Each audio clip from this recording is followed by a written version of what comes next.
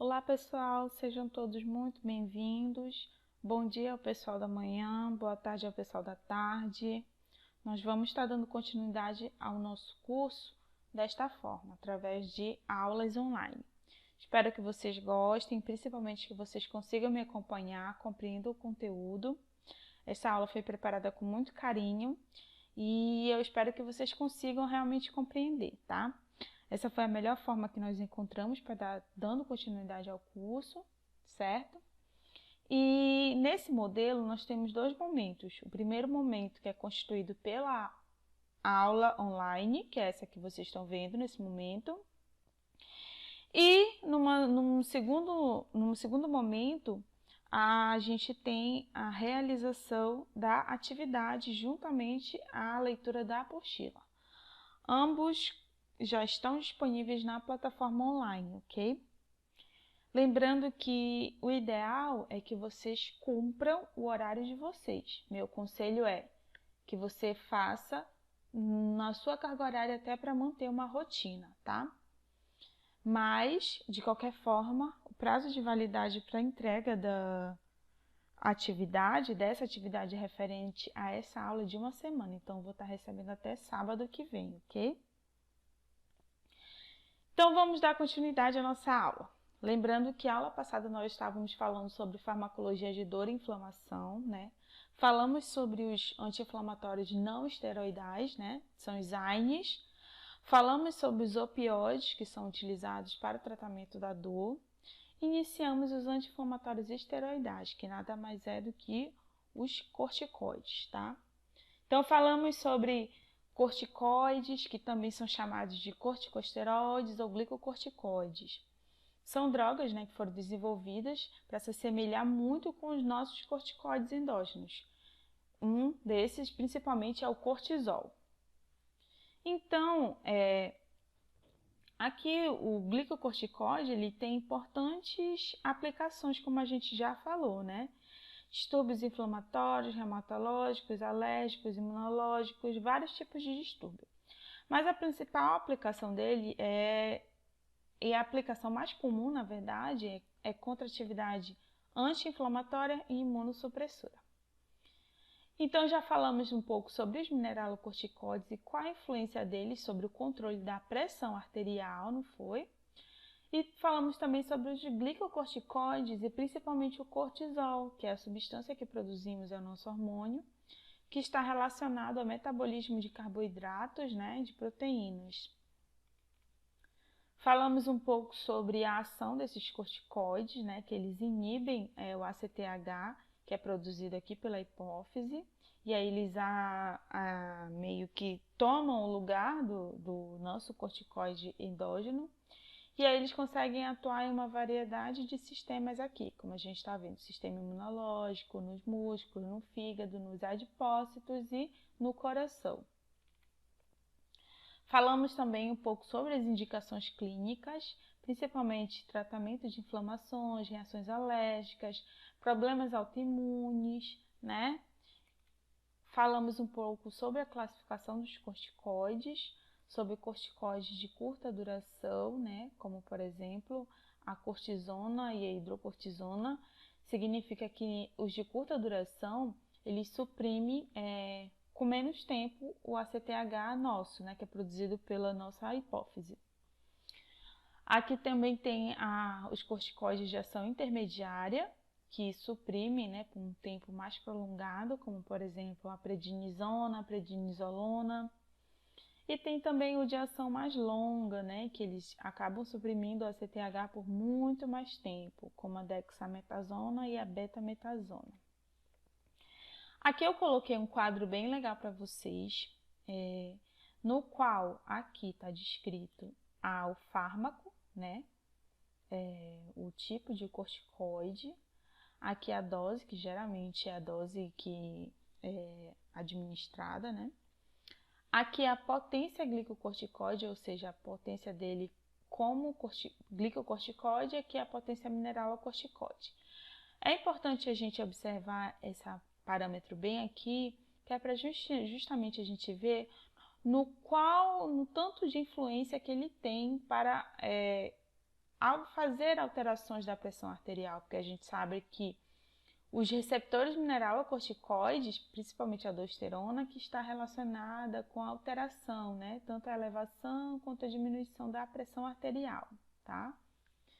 Então, aqui, nos de curta duração, a gente tem a cortisona, né? O primeiro exemplo, onde a gente já vê que dentre todos esses, os de curta duração, acho que tem maior potencial mineralocorticoide, ou seja, eles podem estar relacionados aqui com a maior capacidade de causar alguma alteração da pressão arterial. Aqui a gente tem também a hidrocortisona, né? Quando você olha para cá, você vê que a potência glicocorticoide aumenta. Em geral, quando você utiliza um corticosteroide, o seu objetivo está bem aqui e não aqui no mineralocorticoide, porque isso acaba sendo um efeito colateral. Então, o mais interessante para a gente é essa potência aqui, potência glicocorticoide. Então, você vê que aqui os maiores valores estão mais para baixo, certo? Então, no de média ação, a gente tem a prednisona, prednisolona, metilprednisolona, triancinolona. E o de longa duração, a gente tem dexametasona, betametasona.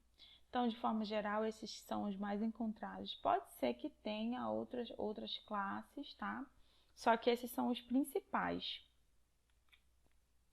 Então, aqui eu trouxe uma fotinho para vocês para ilustrar os corticoides, né, de curta duração, né, até os de média duração e o de longa duração. Então, aqui a gente tem a hidrocortisona, né? Cortigen. Aqui um outro creme, acetato de hidrocortisona. A gente já viu que várias formas de aplicação também não é só via oral, né? A gente tem muita aplicação via tópica, que é justamente para tratamento de pequenas reações alérgicas na pele, tá? Aqui a gente tem esse Predizin, né? Tem também tanto esse quanto esse Prelone no formato de xarope, né? Prednisolona, os dois são prednisolona, prednisona e esse daqui, triancinolona acetonida, que é aquela pomadinha que geralmente se utiliza em casos de ferimentos e abscessos, pomada bucal, né? Passa na boca. Aqui no de longa duração, a gente já tem esses dois representantes que também são bastante utilizados. Dexametasona, como eu falei para vocês, também tem uso tópico muito grande da dexametasona. Aqui, por exemplo, xarope, a gente tem comprimidos, então a gente tem várias formas farmacêuticas. E aí a gente tem a betametasona. A betametasona, geralmente, a gente encontra ela no mercado em associação. O que quer dizer isso? Que sempre ela está associada a um outro fármaco, tá? Então, por exemplo, a gente tem esse xarope que ele é muito utilizado, esse xarope, né? Principalmente para quando as pessoas estão com processos alérgicos, com tosse. Tem esse outro creme, né, que já é associado ao cetoconazol e dipropionato de betametasona, que é bastante utilizado também para processos alérgicos na pele, assim como essa outra pomadinha aqui, tá? Então, esses são os exemplos. Claro que a gente vai ter vários outros exemplos no mercado, várias outras marcas. Aqui eu trouxe para vocês muitos medicamentos genéricos, mas vocês podem encontrar como similares. O que é importante a gente estar atento sempre ao nome do fármaco. A gente já conversou muito sobre isso, que é muito importante a gente estar atento ao nome do fármaco, tá? Então, nós falamos sobre os principais efeitos, né, dos corticoides, que acabam sendo efeitos e também os mais preocupantes, né, o que requer mais atenção, digamos assim. Então, primeiro é o metabolismo dos carboidratos, né? Eles aumentam essa gliconeogênese, né? E aí eles podem acabar induzindo a hiperglicemia, porque eles estimulam a formação de glicose, né? Também tem o metabolismo proteico, certo? Que é a inibição da síntese proteica e a elevação do catabolismo. O que é catabolismo? É destruição. Então, você acaba perdendo mais proteínas e, consequentemente, você reduz a massa muscular, tá? E aí a gente tem também metabolismo lipídico, né? Que se observa que altas doses de corticoide pode levar ao aumento do colesterol, principalmente LDL, que a gente sabe que é o colesterol que é menos desejável que esteja alto no nosso corpo, que pode levar a outras doenças. A gente tem também efeitos no crescimento, né? Porque ele pode interferir na absorção do cálcio e, consequentemente, você também pode levar a outros quadros, não só no crescimento, mas quadros de problemas de saúde em relação à menor quantidade de cálcio nos ossos, por exemplo, certo? A gente tem também alterações ou efeitos sobre o sódio. A gente sabe que o sódio é um íon muito importante, que é justamente através dele que a gente vai ter a alteração da pressão arterial. Então, a gente já falou, a gente inclusive terminamos aqui, eu acredito, na outra aula, né? Falamos sobre os efeitos clínicos terapêuticos. Então, em geral, quando você administra, né, tá ali utilizando os glicocorticoides, você pode ter uma atividade imunossupressora, anti-inflamatória, antialérgico, alívio de dores. Então, em geral, a gente tem isso. Só que, dependendo do tempo de duração, se esse tempo for muito longo, a gente pode começar a observar várias outras situações adversas, efeitos clínicos, né? Efeitos do uso prolongado dos corticoides. Como, por exemplo, miopatia, né, que é dores, né, nos músculos, osteoporose, principalmente pela questão do cálcio que a gente falou ainda há pouco, certo? Esse daqui, distúrbios de metabolismo, são os que a gente mais observa, né, o aumento do peso, né, a obesidade, relacionada principalmente à retenção hídrica, edema e aparência conchigoide, certo? Disfunção do metabolismo da glicose, catarata, glaucoma e recorrência de infecções e problemas cardiovasculares pode ocorrer, tá? Então, em geral, os efeitos adversos dos glicocorticoides são esses aqui, tá? Mas isso não é a pessoa usou e já vou ficar com característica corticoide. Não, isso daqui é um uso a longo prazo, por muito tempo, tá? Que a pessoa vai desenvolvendo.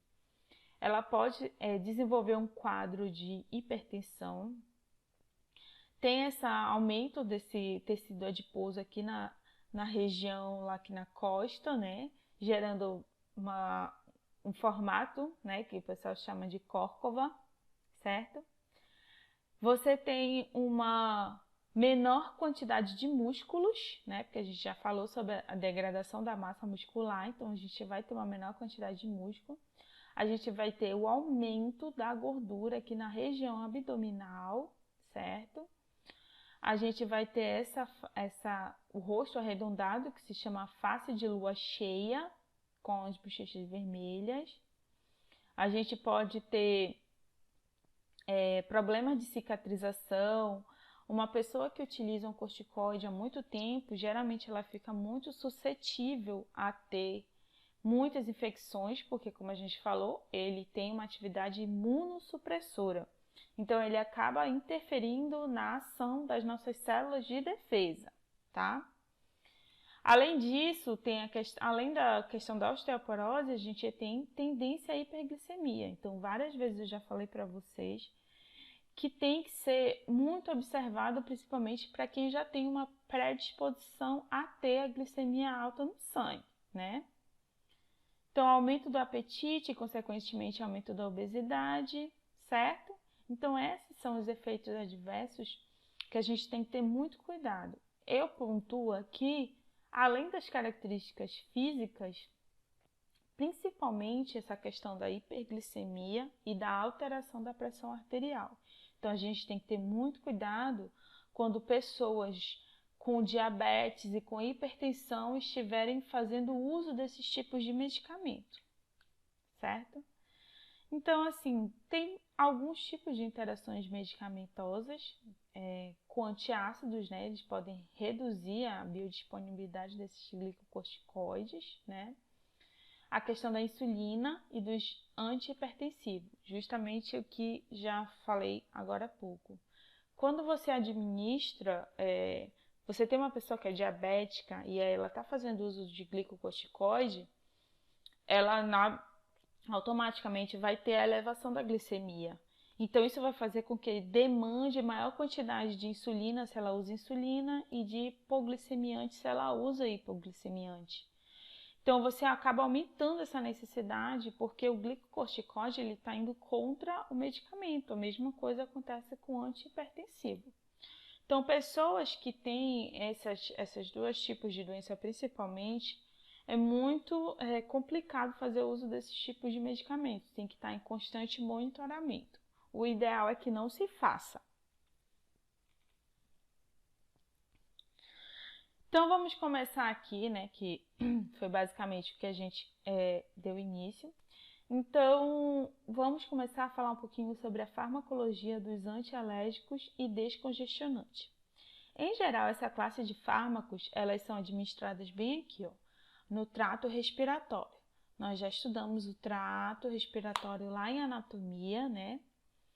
E nós já sabemos, desde lá do nosso módulo de anatomia e fisiologia humana, que a função do sistema respiratório é facultar ao organismo uma troca de gases com o ar atmosférico, né? Então, a gente sabe que dentro do nosso corpo, todas as células do nosso corpo, precisamos do oxigênio. Então, é função do nosso trato respiratório captar esse oxigênio do meio ambiente e dentro dos nossos pulmões, né, mais especificamente lá nos alvéolos, a gente faz a troca gasosa, né? A gente consegue pegar, retirar o gás carbônico que foi despejado lá pelas células, do metabolismo das nossas células, e transferir o oxigênio que foi do meio externo, do ar atmosférico, né? E assim a gente assegura a permanência da concentração de oxigênio no sangue. Por quê? Porque nossas células precisam de oxigênio para sobreviver, para manter as suas atividades metabólicas e produção de proteínas, tá? Além disso, ela serve como via de eliminação de gases, principalmente o gás carbônico, como eu falei para vocês. O gás carbônico foi ali como produto, né, de reações, produto de metabolismo da célula e precisa ser eliminado no nosso corpo. Então, uma via de eliminação do gás carbônico é através do trato respiratório. Diversas doenças podem vir a acometer esse trato respiratório. Falaremos algumas, né? Então, a primeira que nós temos aqui é congestão nasal. O que é a congestão nasal? Nada mais é do que uma obstrução por edema e acúmulo de líquido. Então, nessa região, né, nos seios, lá aqui nas fossas nasais, a gente acaba tendo um acúmulo, né, de líquido, o aumento de secreção na região nasal, e isso é característica do edema, certo? E aí a pessoa fica com aquele nariz, né, espirrando, cheio de secreção e com dificuldade automaticamente também de respirar um pouco, né, porque é desconforto nasal. A classe farmacológica que é utilizada para o tratamento são esses descongestionantes nasais. E quais são as funções dele? Principalmente ativar, né, os receptores adrenérgicos, causando uma vasoconstrição e, consequentemente, diminuição do fluido. Então, nesse momento que tem o edema formado, os vasos eles estão dilatados. Eles dilatam e eles estão cheios de fluidos, tá? E aí eles dilatam, causando a formação desse edema e do desconforto na região nasal.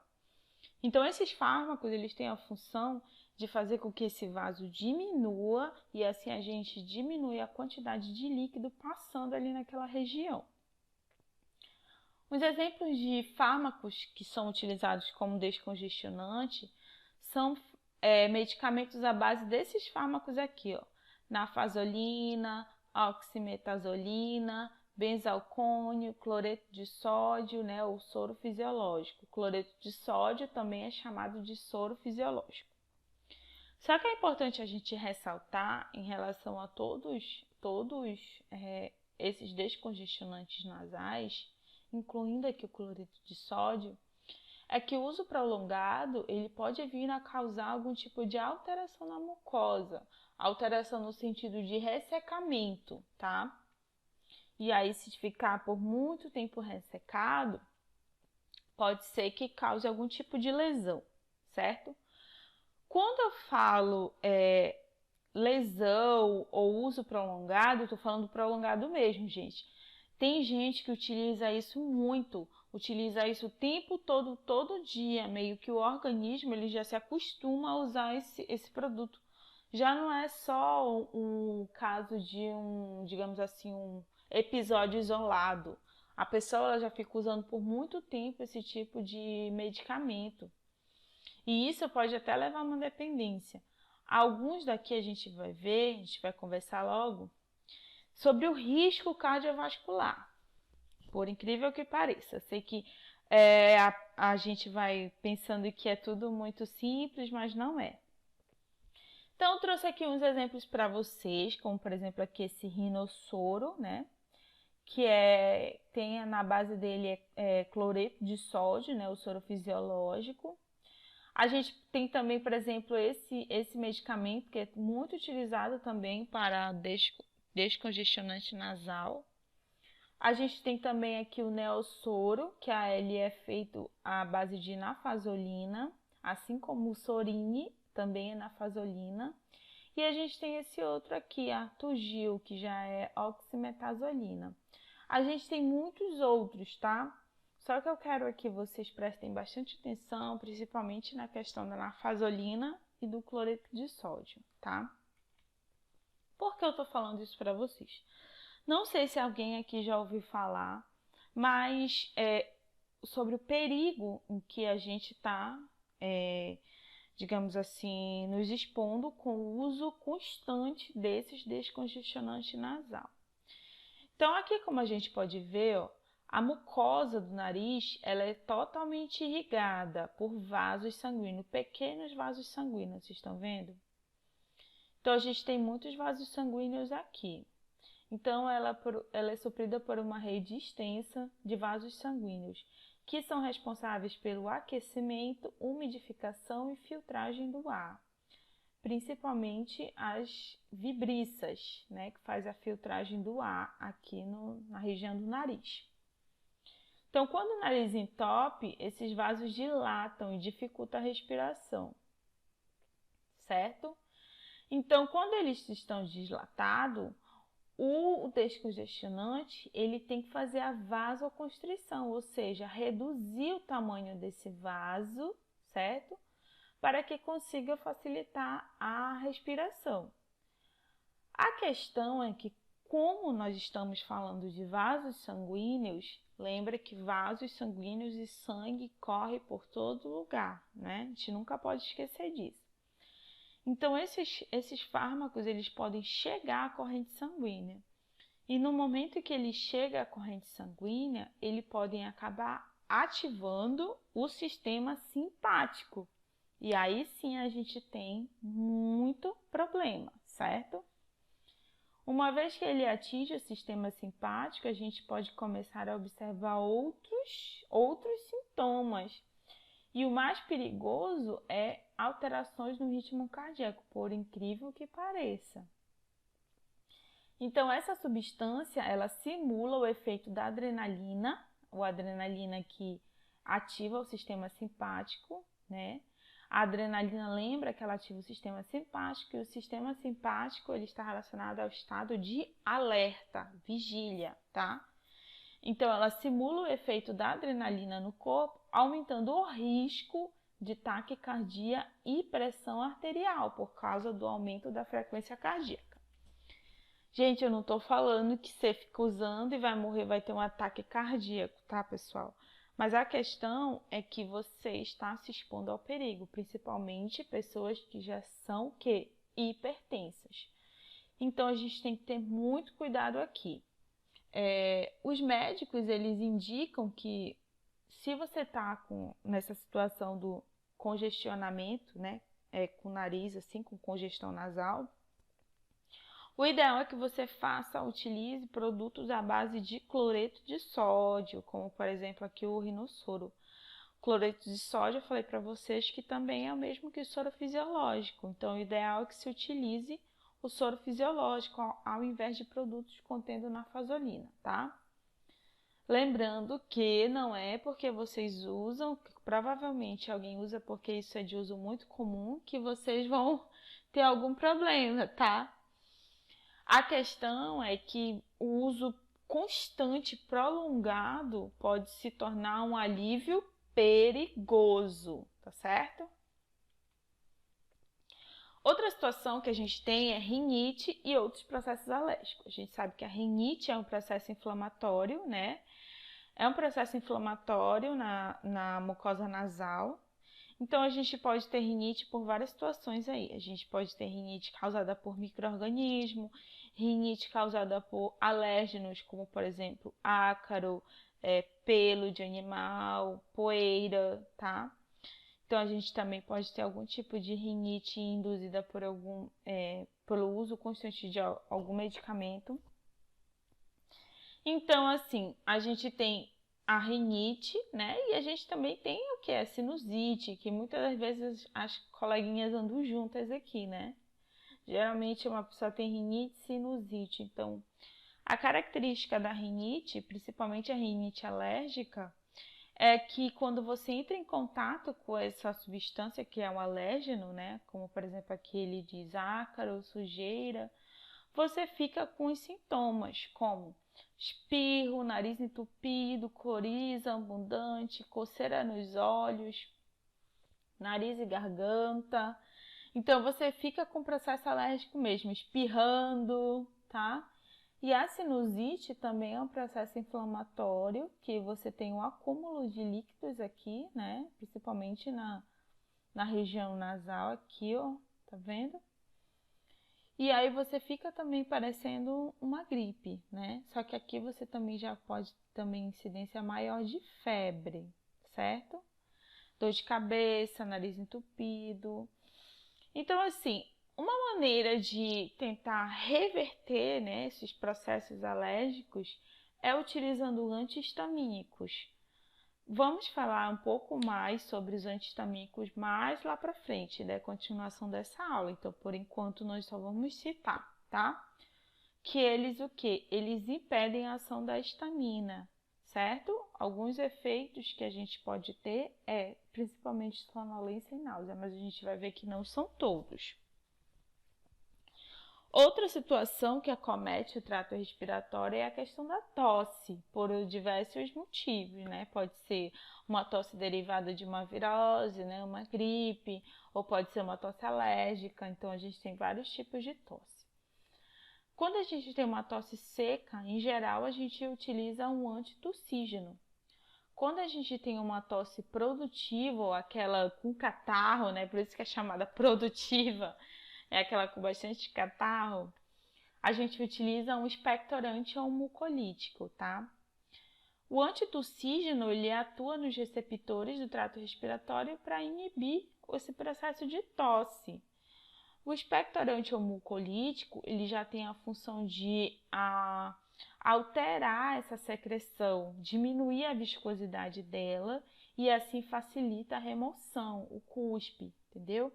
Então, quando você acaba alterando, deixa aquilo ali mais fluido, né? Menor viscosidade, facilita a excreção, né? Liberação no catarro.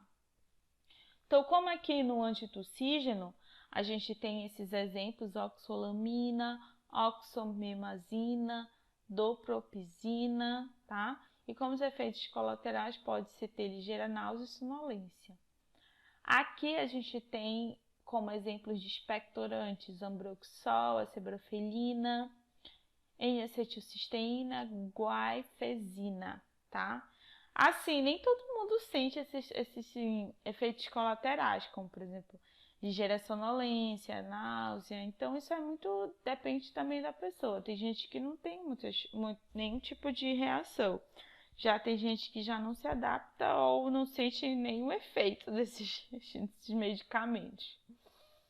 Então, aqui é um exemplo do xarope de oxolamina. Aqui o cloridrato de ambroxol.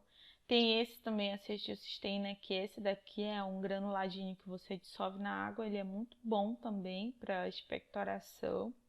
Tem esse xarope da Vick aqui, que é a base de guaifesina. Outra situação muito comum é a asma e o DPOC. Então, a asma, a gente sabe que também é uma doença inflamatória, né? Onde aqui a gente tem a broncoconstrição, né? E isso acaba interferindo na capacidade respiratória, né? Principalmente. E o DPOC, que já é o enfisema pulmonar, né? Que já é uma bronquite crônica e consequentemente, a diminuição da capacidade respiratória. O DPOC já é uma doença de maior complexidade do que a asma, mas ambos podem utilizar um medicamento em comum, que são os broncodilatadores, já que os dois estão relacionados à broncoconstrição. O que é broncoconstrição? Aqui nessa figura, ela é bem legal, olha. Esse brônquio aqui, ele está mais fechado que esse daqui. Tenho certeza que vocês conseguem visualizar. Então, esse daqui está mais fechado porque ele está em broncoconstrição. E esse daqui está mais aberto porque ele está dilatado. Esse que está mais fechado, ele vai passar menos ar, porque o diâmetro, o calibre desse brônquio está menor. Então, vai passar menos ar. Então, consequentemente, a pessoa vai ter mais dificuldade de respirar, já que está passando menos ar. Aqui não. Então, a finalidade desses medicamentos, broncoconstritor e broncodilatador, é justamente aumentar a dilatação desse brônquio, né, para que facilite a passagem de ar. Então, o corticoide é importante na asma, principalmente se ela for relacionada a um processo alérgico também, né? Já vimos sobre corticoide na aula anterior, mas também mais a pouco. O broncodilatador é o que eu acabei de falar para vocês, né? Ele promove o relaxamento dos brônquios, e aí você vai conseguir fazer com que passe mais ar ali por esses brônquios, tá? Então, a gente tem, por exemplo, prednisona, é um corticoide, beclometasona, aminofilina, teofilina, salbutamol, que é muito utilizado também para asma, brometo de patrópio, brometo de fonoterol, tá? A gente pode observar alguns efeitos colaterais, principalmente em relação a esses broncoconstritores. Uma situação importante em relação a isso é porque justamente eles ativam o sistema simpático, certo? Então, quando a gente sabe que quando a gente ativa o sistema autônomo, o que está direcionado para o fármaco fazer, ele vai fazer. Mas os efeitos colaterais, muitas vezes a gente acaba tendo junto, né? Com o efeito principal. Então, aqui a gente pode ter tremores, palpitação, ansiedade, náusea, vômito, tá? Então, a gente tem vários outros sintomas aqui. Aqui são exemplos de medicamentos que são utilizados, né? Como esse aqui, do beclometasona, esse Clenil. Também tem o Aerolin, que é o salbutamol, que é muito utilizado. Brometo de ipratrópio. Também tem esse Aerocorte, que é também salbutamol, é uma associação aqui de dois broncodilatadores. Tem esse Berotec também. E, basicamente, esses medicamentos, eles utilizam esse dispositivo aqui, né, para a inserção, que é uma bombinha, certo? Então, a finalidade desses medicamentos é para atuar diretamente no pulmão. Digamos assim que você esteja pensando, ok, mas se é para o trato respiratório, por que não coloca no nariz? Então, o medicamento coloca no nariz. Lembra que eu falei para vocês que também no nariz a gente tem muitos vasos sanguíneos, né? Então, é importante que a gente também tenha o controle de que a gente não tenha um maior efeito dentro do simpático do que a gente teria aplicando pela boca, digamos aqui. Então, aqui a gente aplica para agir no pulmão. A ideia é agir no pulmão. Infelizmente, a gente tem efeitos colaterais agindo em outros órgãos, tá? Mas a finalidade é ação local e rápida, tá? porque uma pessoa sem ar, ela pode morrer muito rápido. Certo? Nada de dar pausa. Tô de olho em vocês, hein?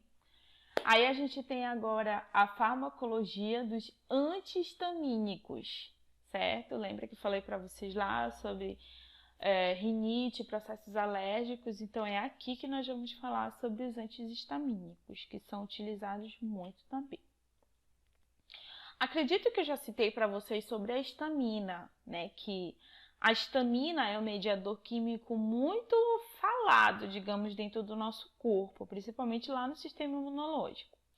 Então, vocês lembram que eu falei que a gente tem várias células de defesa que são capazes de montar toda a nossa defesa em relação a organismos, tá certo?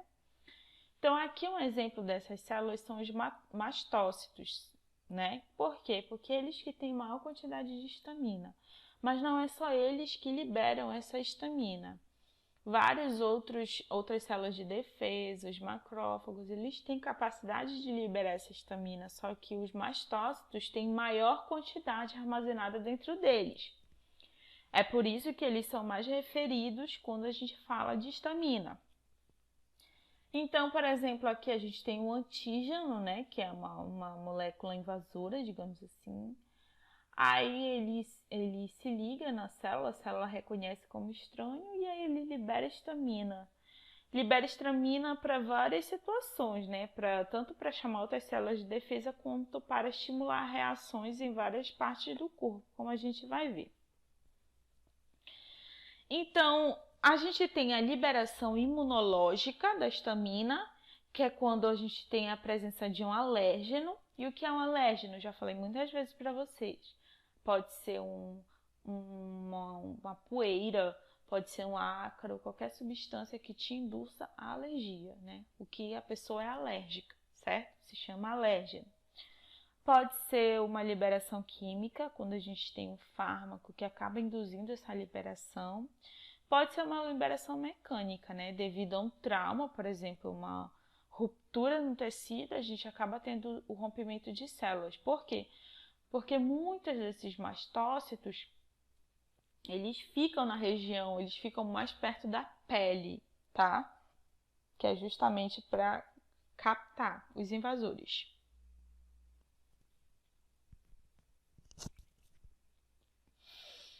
Então, vamos dar seguimento.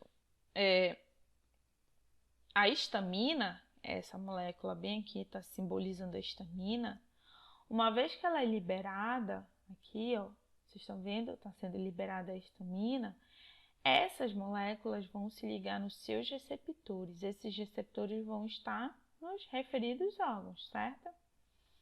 Então, elas vão se ligar nos receptores. Hoje, a gente tem 4 tipos de receptores de histamina. Por isso que os nomes deles são H.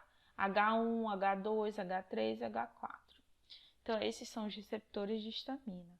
Quando a histamina liga nesses receptores, elas acabam ativando uma série de respostas fisiológicas. Uma delas já está até falando aqui, ó, tá em inglês, mas eu sei que vocês conseguem compreender. Como a secreção do ácido gástrico, vasodilatação, contração dos brônquios, né? Processos inflamatórios aqui na pele. A histamina, ela é uma molécula endógena, tá? Ela é ativada ela é liberada no nosso corpo. Então, são as nossas células de defesa que liberam mediante alguma resposta, como por exemplo aqui, né? Em resposta a um antígeno. Essa resposta pode ser em resposta a um alérgeno, a um fármaco, tá? Então, em relação a uma resposta que vai induzir a liberação dessa histamina. Quando ela é liberada, ela vai ligar nos seus receptores. Aqui, essa figura, ela mostra onde os órgãos que contêm o receptor H1, estão vendo? Cérebro, vaso sanguíneo, coração. Essa daqui é a árvore brônquica que chamam, tá? Que é o brônquio e os alvéolos aqui na pontinha. A gente tem receptores H2, né? Que a gente também tem aqui, ó, estômago, vaso. A gente tem outras células. Lembra que eu falei que a histamina ela serve também para chamar outras células de defesa, tá? A gente tem, por exemplo, aqui intestino, né, o pulmão, célula do sistema nervoso, que é o neurônio, o coração, tá? Então, a gente tem vários outros órgãos aqui. Então, uma vez ela chega nesses órgãos, ela liga nos receptores, ela ativa uma resposta. Essa resposta ela pode ser variada. Mas, em geral, o que a gente tem? O controle da atividade intestinal, né, do trânsito intestinal, a secreção gástrica, liberação lá do suco gástrico, a vasodilatação, broncoconstrição, a gente pode ter uma ação no sistema nervoso, porque ela atua como um neurotransmissor ativando o simpático e, consequentemente, ativa o estado de alerta e vigília, né, do indivíduo. Ela serve para induzir um processo inflamatório, né, e um processo imunológico. Por quê? Porque ela acaba chamando outras células de defesa para aquele local que ela identifica que tem um antígeno, né? Tem uma substância estranha. Sabe que quando a gente tem um aumento muito grande de histamina ali no corpo, né? Por algum motivo o nosso corpo acaba liberando uma carga de histamina, a gente pode ter vários outros problemas aqui, tá? De vários tipos. A gente pode ter alteração na pressão arterial, broncoconstrição, aumento de movimentos peristálticos, aumentando a diarreia, enjoo, aumento da secreção, urticária na pele, edema, choque anafilático, manifestações alérgicas. Em geral, quando a gente tem um aumento da histamina, a gente tem principalmente indução de processo alérgico e indução de processo inflamatório, essas duas coisas, tá? Para conter o avanço, né, da histamina, da ação da histamina, o que se utiliza? Principalmente antihistamínico, ou seja, eles vão contra a histamina, ou seja, eles são antagonistas dos receptores de histamina. Então, o que eles fazem? Vocês estão vendo esse xizinho aqui? Simboliza a ação do fármaco. Ele vem aqui nesse receptor, liga nele e bloqueia ele. E dessa forma, a histamina não consegue chegar e se ligar e gerar o efeito fisiológico no corpo. Então, eles fazem isso no intuito de conter os efeitos da liberação exagerada de histamina, responsável por todos esses eventos, tá? É por isso que muitas vezes eles são chamados de medicamentos antialérgicos. Por quê? Porque eles são a histamina está muito mais envolvida num processo alérgico, certo? Então, o processo alérgico, olha, essa figura aqui mostra benzinho como que é, né? Ele tá aqui espirrando, tá com o olho lacrimejando, ou o olho tá vermelho, tá com o nariz aqui cheio de catarro, certo? Pode ter febre, pode ter todos os sintomas de alergia.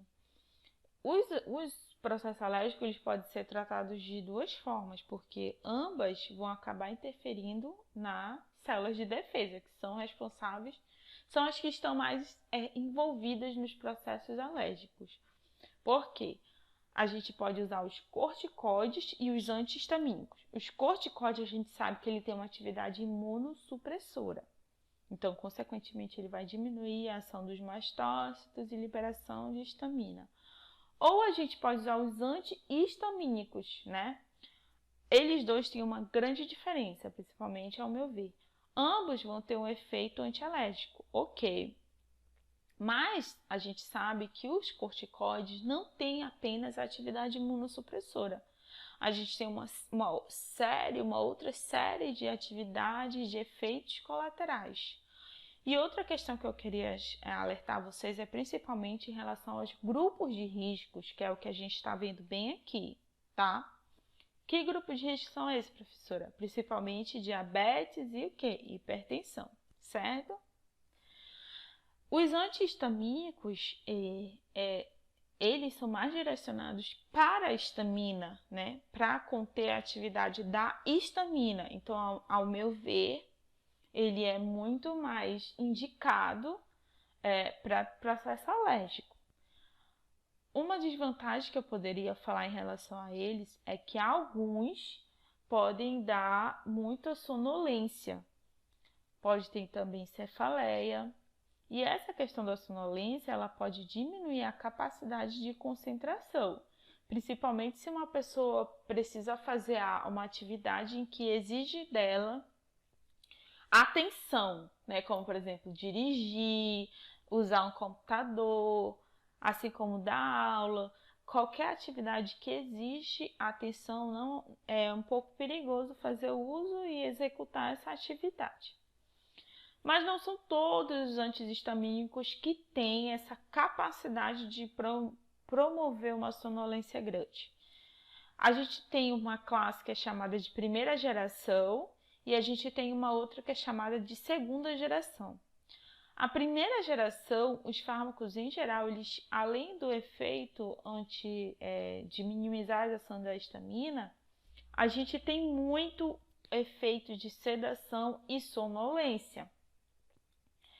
Nos fármacos de segunda geração, eles proporcionam os alívios dos sintomas, causando pouca sedação, com mínimos efeitos na atividade psicomotora. Professora, mas eu tomo de segunda geração e mesmo assim eu sinto sono. Mas muitas das vezes é do seu próprio corpo, é característico do seu corpo, tá? Mas em geral, o que se tem é que os de segunda geração causam menos sintomas de sonolência do que o do primeira geração. Mas claro, pode ter pessoas que podem ter sensações diferentes. Uns exemplos de fármacos de antihistamínicos de primeira geração, que a gente pode estar falando, tá bem aqui. Tem basicamente esses. Tem esse daqui, buclizina, né? Esse aqui é a buclina, um exemplo. O Dramin, sim, ele é um antihistamínico, tá? A gente vai ver ele também mais lá pra frente, quando a gente for falar sobre reflexos de vômito e tudo. E ele causa... Lembra que eu estou falando primeira geração, então esses que eu estou falando aqui são os que vão causar sonolência. A gente tem aqui Fenergan, né, que é a prometazina, aqui, gente. Por exemplo, esse Agasten, que é a clemastina, Periatin, né, ciproheptadina. A gente tem aqui, não é exatamente a ciproheptadina, porque aqui tem ciproheptadina mais associações. Então, aqui a gente tem uma associação de fármacos. Quem já tomou ou já ouviu falar sabe que isso daqui dá um sono enorme e é justamente pela ciproheptadina, esse apevitin, tá? A gente tem também esse trimedal, sendo que esse medicamento, gente, só esclarecendo, não é exatamente para uso como antialérgico, né? Ele tem outra finalidade, ele é administrado para diminuir, para aumentar o apetite, né? Para a pessoa se alimentar melhor. Mas, em compensação, ele tem um fármaco que causa muita sonolência. Então, a gente tem os fármacos de segunda geração, tá? Como aqui esse cetirizina. Esse aqui, vocês vão ver que são conhecidos muitos de vocês. A Allegra, que é o fenoxifenadina, olha aqui ele, para rinite alérgica. Esse daqui é um outro, só que genérico, fenoxifenadina. Esse aqui é o mais conhecido, né? Loratadina e desloratadina. Todo mundo conhece, tenho certeza. Então, por exemplo, aqui o Claritin, né? Aqui é o medicamento genérico da loratadina. Desalex, que é desloratadina, aqui desloratadina. Então, esses são os que são mais consumidos. E são de segunda geração, então eles são que vão, digamos assim, provocar menor sonolência. Não quer dizer que não dá nenhuma, tá? Mas em comparação ao primeiro, eles têm bem menos efeito de sonolência e sedação. Então, os efeitos que a gente pode pontuar é justamente sonolência, sedação, principalmente para os de primeira geração, fadiga, porque você fica com muito sono, acaba ficando muita fadiga. Esses efeitos, geralmente, a gente já tem mais em relação aos de primeira geração, né? Questão das alterações cardíacas também já falei para vocês. Certo? Então, vamos continuar agora com a farmacologia dos medicamentos que atuam no trato gastrointestinal. Aqui eu quero chamar para vocês que a gente tem várias classes. Em geral, quando a gente fala de trato gastrointestinal, aqui a gente vai trabalhar mais com estômago e intestino, tá, gente? Então, aqui a gente tem antiácidos, bloqueadores da secreção gástrica, antiemético, reeducador intestinal, purgativo laxante, anti-flatulento, antiespasmódico, antidiarreico, regulador da flora intestinal. Então, vamos falar um pouquinho sobre cada um aqui. Para a gente começar a falar sobre os antiácidos e o outro, né, bloqueador da secreção gástrica, vamos começar a lembrar um pouquinho sobre a secreção gástrica. O que é a secreção gástrica? Então, aqui nessa figura, vocês podem ver, né, que o estômago, certo? E bem aqui a gente tem um líquido claro. Então, a gente sabe que o nosso estômago ele tem esse líquido normal.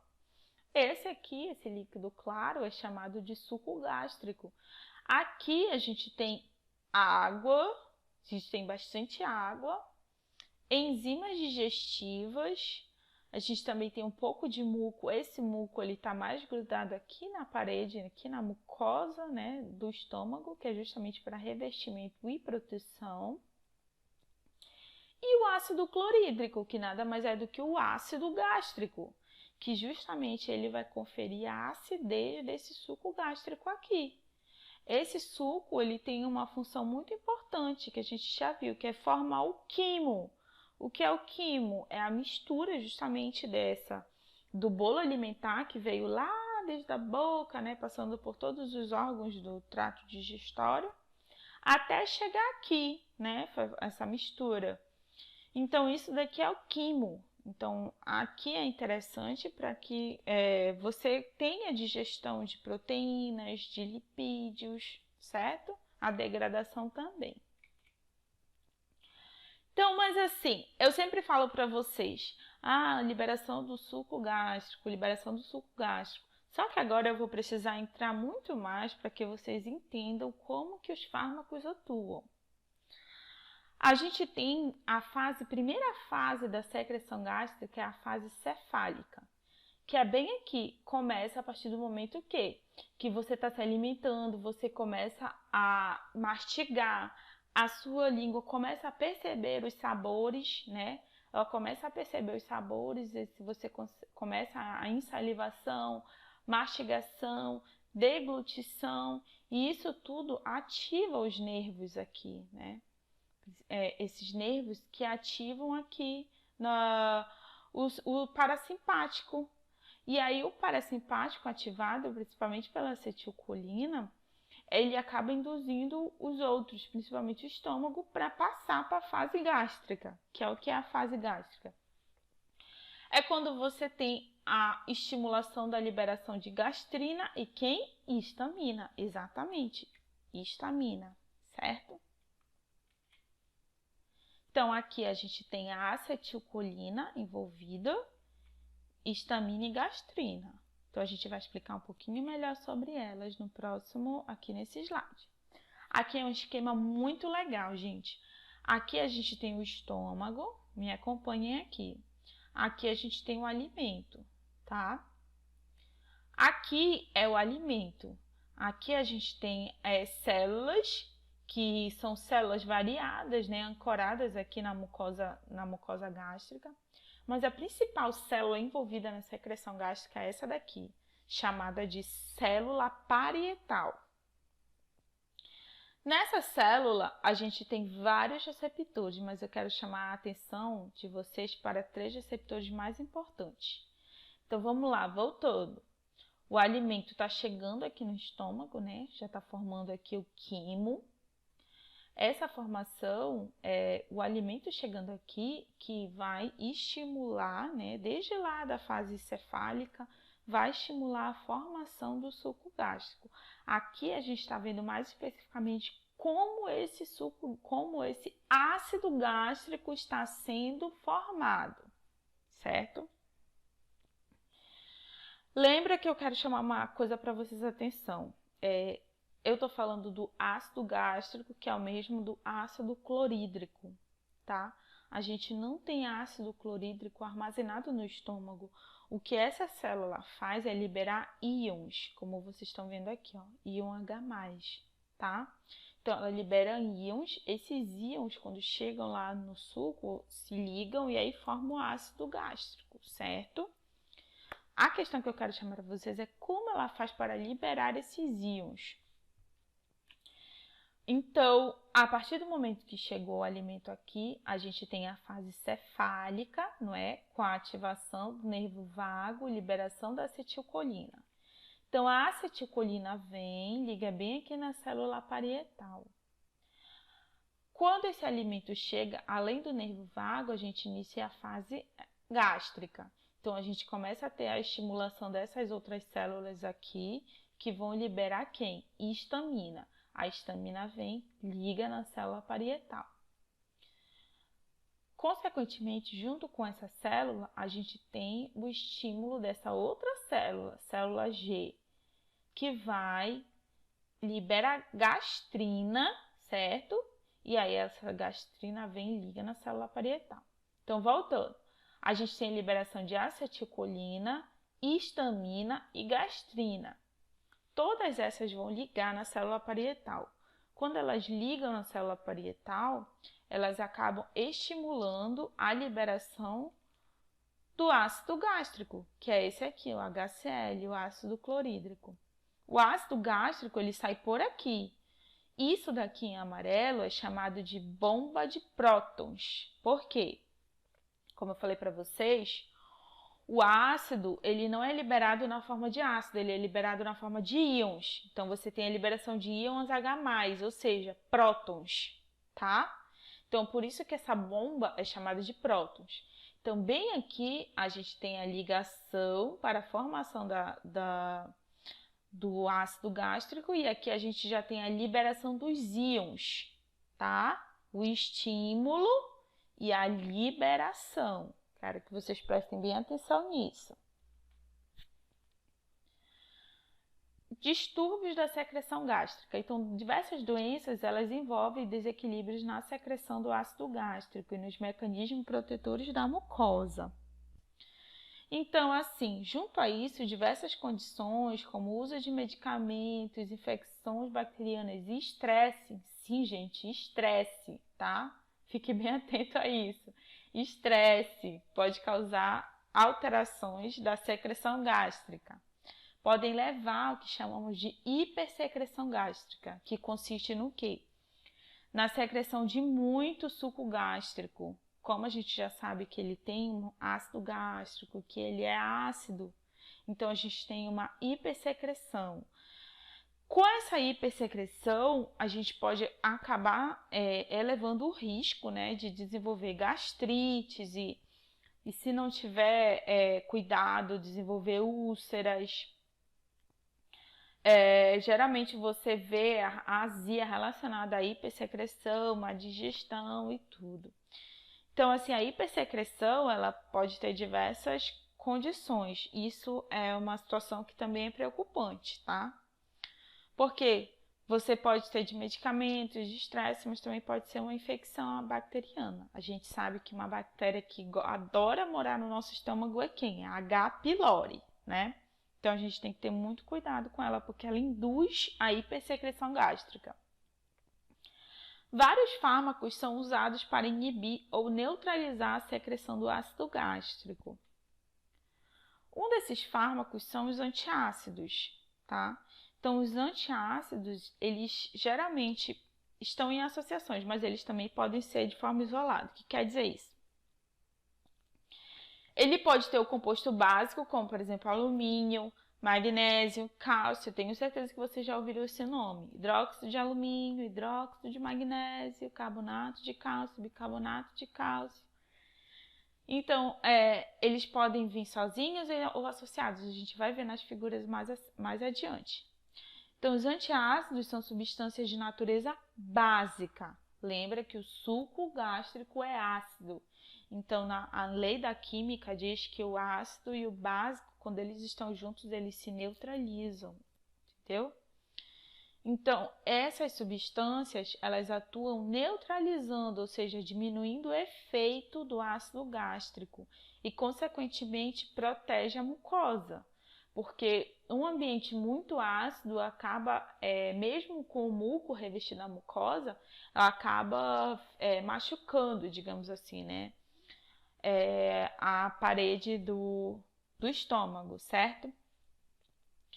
Geralmente, esses antiácidos eles são utilizados para o tratamento de episódios curtos ou autolimitados. O que são autolimitados? São episódios que têm resolução por resolução de curto prazo, tá? E hiperacidez gástrica, né? Você tem, digamos assim, eu tive uma azia, eu comi algo que me fez mal, e naquele dia eu fiquei mal, e aí eu vou administro um antiácido. Então, são episódios curtos. Já não tem a questão daquela azia ou dor de estômago crônica, tá? Então, aqui são exemplos de antiácidos. Aqui, por exemplo, esse Pepsamar, que é o hidróxido de alumínio, né? Comprimidinho. A gente tem hidróxido de alumínio ele sozinho e a gente pode ter em associação. A gente tem o leite de magnésia, né? Esse leite de magnésia ele é muito utilizado, só que ele também tem um pouco de efeito laxativo, então tem que ter muito cuidado no momento que você for usar. A gente tem também aqui esse Milanta Plus, já é uma associação. Hidróxido de alumínio, hidróxido de magnésio, tá? Então tem um antiácido. E geralmente a gente tem, por exemplo, esse bicarbonato de sódio, carbonato de sódio. Então, geralmente a gente pode ter ou composto isolado ou em associação. Um cuidado, assim, de forma geral, que a gente tem que ter em relação aos antiácidos porque eles podem alterar a absorção de alguns medicamentos.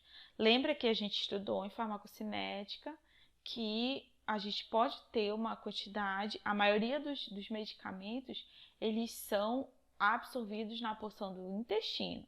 Só que pode ter alguns medicamentos que eles podem ser absorvidos no estômago ou que, devido à mudança do ambiente do estômago, acabam induzindo a absorção dele lá. Como é que eu mudo o ambiente do estômago? Principalmente quando eu altero o pH, que é justamente o que os antiácidos fazem. Eles alteram o pH, né? O mais importante aqui é principalmente medicamentos que tem aquela restrição que tem que ser administrados, tem que ser usados em jejum, certo? Um dos problemas que eu pontuo sempre, tanto para esses antiácidos quanto para o outro que eu vou falar, é porque eles acabam mascarando problemas de saúde. A gente sabe que muitas das vezes o que acontece é que a pessoa tem uma dor de estômago recorrente, uma azia recorrente, e aí ela toma aquele medicamento, faz uso daquele medicamento, aí fica bom e depois simplesmente ignora. Então ela não vai atrás de querer saber se de repente não é uma H. pylori, se não é uma gastrite, se já não é uma coisa evoluindo para uma úlcera.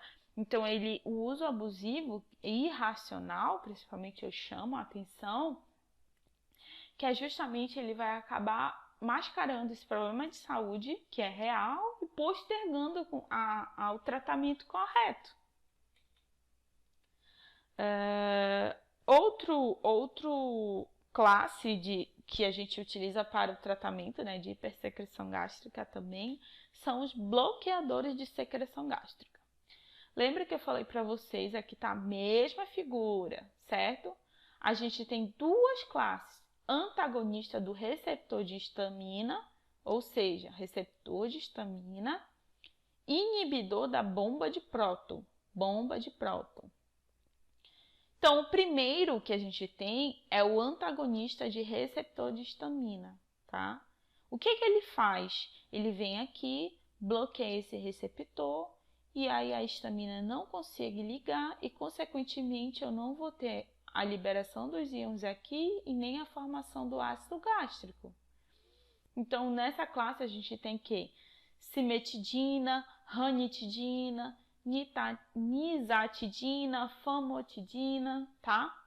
E aí a gente tem uma outra classe, que já é o inibidor de bomba de próton. O que ele faz? Aqui eles vão até ligar, mas a ação desses fármacos é bem aqui, na bomba. Então, esses daqui, eles inibem a formação, né, o estímulo, e esse daqui inibem a liberação, tá? Então, eles inibem a liberação do ácido gástrico. Quem são esses? Omeprazol, lansoprazol, rabeprazol, pantoprazol, esomeprazol. Esse omeprazol e pantoprazol são os mais conhecidos da gente, eu tenho certeza disso. Então, aqui, por exemplo, a gente tem ranitidina, né? Que é o Antac, cimetidina, famotidina, tá? São os antagonistas dos receptores de histamina. E aqui a gente tem os inibidores da bomba de próton. Omeprazol, pantoprazol, esomeprazol. O lansoprazol, geralmente vem em associação. Esse daqui é o medicamento Pylori-Pack, que é justamente para o tratamento de gastrite por H. pylori, né? Por quê? Porque ele já tem antibióticos aqui, como a gente vai ver ainda sobre esses antibióticos. Mas esse é o perigo. Digamos que a pessoa esteja tendo um problema de dor de estômago e ela esteja com H. pylori e ela fica fazendo uso só de omeprazol. Ou seja, ela vai ficar lá com a bactéria, causando gastrite, podendo causar um problema maior. Então, aqui não é só o inibidor da secreção gástrica, né? A gente tem também os antibióticos, certo? Cuidados. Alteração na absorção de alguns medicamentos. É a mesma coisa dos antiácidos que eu falei ainda há pouco, né? Que a gente pode acabar alterando a absorção de alguns fármacos, do perfil de absorção. E aí a gente também mascarar problema de saúde, que eu falei agorinha. A questão de você, digamos assim, tá com uma infecção bacteriana e aí ficar só fazendo uso de antiácidos. Então você vai melhorar os sintomas? Vai. Por quê? Porque a bactéria ela gosta do ambiente ácido. E aí você vai diminuir, mas isso não quer dizer que ela vai morrer. Porque precisa ser administrado um antibiótico. Então você acaba mascarando o problema de saúde, postergando o tratamento correto. Outro fármaco que a gente pode utilizar, já que ele já tem mais ação para aumentar os mecanismos para produzir o muco na mucosa gástrica. Então, a função dele não é tanto conter a formação ou a liberação do suco do ácido gástrico, mas sim fazer com que se aumente a produção do muco que reveste a mucosa da parede do estômago. E aí ele se transforma numa barreira física, né? E principalmente no processo de úlcera, ele consegue revestir a úlcera para que ela não sofra mais ação do suco do ácido gástrico, né? Porque a gente sabe que úlcera é uma ferida no estômago, né? Então, assim, mas eles também são bastante utilizados para o manejo desses distúrbios de hipersecreção gástrica, mais relacionados quando a gente já tem processo ulceroso. A gente tem, por exemplo, esse sucrafato, que é o sucrafilme, é bastante utilizado, e o misoprostol. Ele já foi muito utilizado, hoje em dia ele já não é tão utilizado, né? Que é aqui o Cytotec. Por quê? Porque foi descoberto que a função principal dele era citoprotetor gástrico. Só que foi observado que ele induzia contrações na mucosa uterina e isso causava aborto, né? Então ele já tem um uso mais restrito, justamente porque ele pode ter o efeito abortivo. E aí a gente tem a diarreia, né, gente? A gente brinca assim, diarreia é só uma diarreia, mas a diarreia é um problema de saúde, tá, pessoal? Então, o sintoma principalmente é constante evacuações com fezes líquidas. Então, diarreia, a gente já falou sobre isso, que são fezes mal formadas. Então, a gente tem uma grande quantidade de água dentro da diarreia.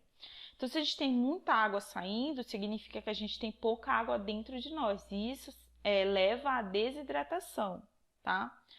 Então, a gente tem 3 abordagens para o tratamento da diarreia, que são as 3 abordagens aqui principais.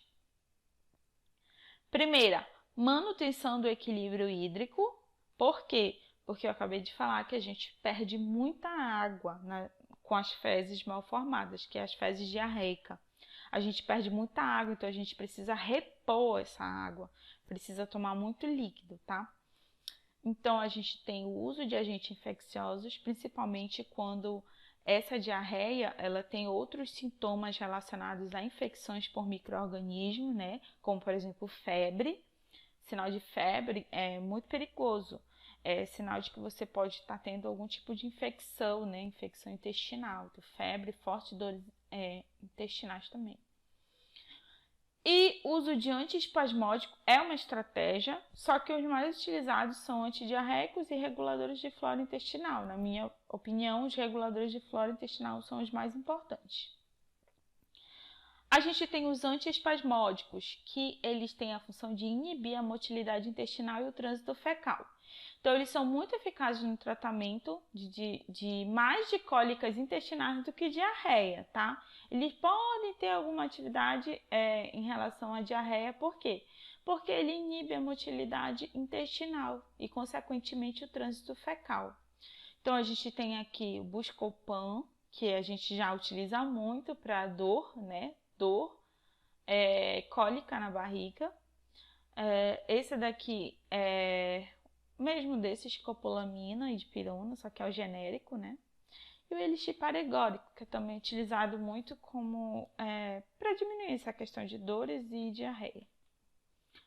Os mais utilizados também mesmo são os antidiarreicos, que diminui essa questão de diarreia através também da motilidade intestinal. Só que eles estão mais relacionados ao trânsito fecal também. Então, a gente tem, por exemplo, esse Lomotil e o mais utilizado que é a loperamida, que é o Imosec, né? Então, aqui a pessoa tá lá com uma diarreia intensa. Se essa diarreia não tiver características de agente infeccioso, então é possível administrar esse medicamento, né? Mas, na minha opinião, o mais importante é relação a regular a flora intestinal. Geralmente, quando a pessoa está com diarreia, foi ou algum alimento que desregulou alguma coisa no intestino, né? Então, o ideal é que se faça o regulador de flora intestinal, porque ele tem uma ação local, então ele vai atuar diretamente no intestino. Aqui a gente tem micro-organismos também liofilizados, que eles vão simular a nossa microbiota, né? Essa diarreia, ela também pode estar relacionada ao desequilíbrio da microbiota. E é aqui que esses medicamentos entram, certo? Então, usado na prevenção de complicações ligadas à flora intestinal, como diarreia devido ao supercrescimento da microbiota. Então, lembra que em algumas situações, eu acredito que quase todo mundo aqui já passou, como, por exemplo, eu usei um antibiótico e me deu diarreia, porque o antibiótico acabou destruindo uma parte da sua microbiota e quem ficou viva acabou crescendo muito. E aí a gente tem o supercrescimento de uma parte da microbiota. E aí eles acabam alterando essa flora normal e aí causa diarreia, certo?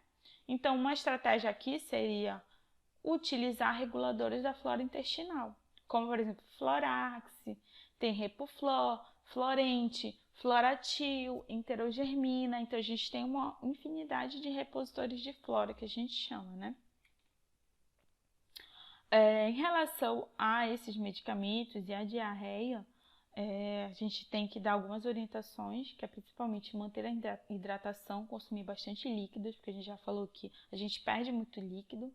Atentar para a recorrência de episódios de diarreia, digamos que a pessoa está tomando um medicamento, está fazendo uso de algum desses medicamentos e não está passando. Então, é ideal que vá se investigar se de repente não há uma outra doença secundária em relação ao intestino. Atentar para sintomas secundários como febre e dor abdominal. Por quê? Porque muitas das vezes, quando a pessoa está no processo infeccioso, ela tem febre e dor. E aí, quando você acaba fazendo uso de muitos medicamentos, você acaba postergando o tratamento correto. E aí pode gerar uma confusão diagnóstica, tá? Digamos que a pessoa está lá com uma diarreia e ela vai lá e toma um medicamento como, por exemplo, o Mosec, vai passar a diarreia. Mas ela acaba acreditando no tratamento que não é o correto, que é só paliativo, vai passar só naquele momento. Se ela tiver com um processo infeccioso, digamos seja por uma bactéria, ela tem que fazer o tratamento correto, com um antibiótico. Isso já é o médico que vai dizer qual seria esse tratamento.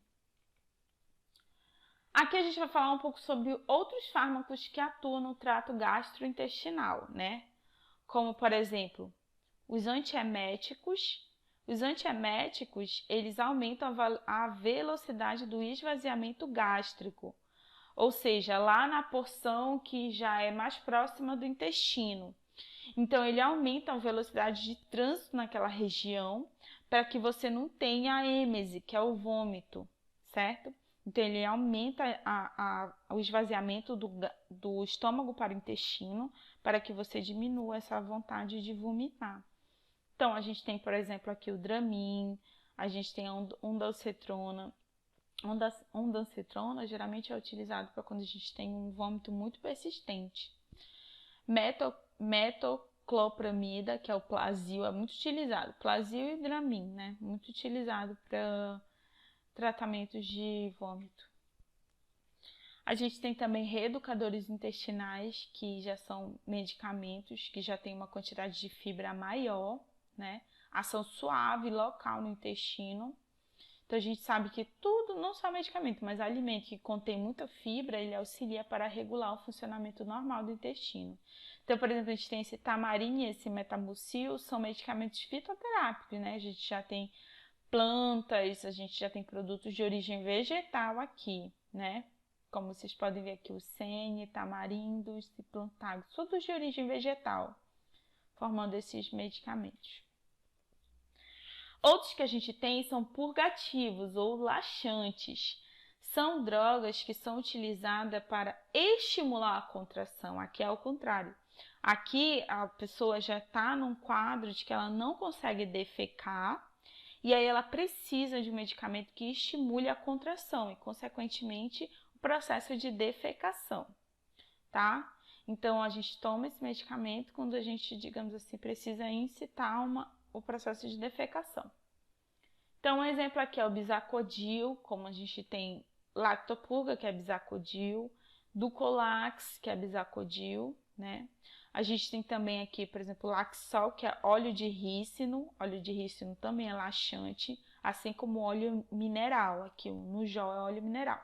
Então, esses medicamentos, geralmente, eles são administrados com a ação laxativa, né? Laxante, que é para induzir a contração intestinal e o processo de defecação. Então, aqui a gente tem também outros fármacos que são antiflatulentos ou também chamados de antigases, porque eles alteram a tensão superficial das bolhas. Então, quando a pessoa está com muitos gases formando ali dentro do estômago, esse medicamento vai lá, altera a estrutura dessa bolha e faz com que, digamos assim, ela estoure. Então, diminui a quantidade de gás dentro do nosso estômago, tá? Então, se você tem muitos gases formados, produto de fermentação, de alimentos, esse medicamento ele tem a função de diminuir a quantidade de gases dentro do seu estômago, tá? Em algumas situações é muito importante, né? Que aí a pessoa, digamos assim, no exame, como por exemplo da endoscopia, é muito interessante que se faça uso desses medicamentos para diminuir a quantidade de gases que possam vir a interferir na visualização ali do estômago, certo? Assim como também tem gente que tem muito problema de flatulência e aí acaba tomando para diminuir essa quantidade de gases mesmo, que é cômodo, né, para a pessoa. Então, por exemplo, aqui a gente tem simeticona e o Lufital, que é o mesmo da simeticona, tá? Dimeticona e aqui é dimeticona também. Então, são esses os exemplos que a gente tem. Então, pessoal, essa foi a nossa aula, né? Eu espero que vocês tenham gostado, que vocês tenham entendido. O que vocês não entenderam, vocês podem mandar perguntas lá no Google Sala de Aula ou então mandar diretamente no meu WhatsApp. Peço que, por favor, vocês leiam a apostila que está já lá no Google Sala de Aula e façam essa atividade 1 do módulo 7. Lembrando que essa atividade você tem até o próximo sábado para fazer. Espero que a gente possa se rever em breve. Então, é isso. Até a próxima. Obrigada pela companhia.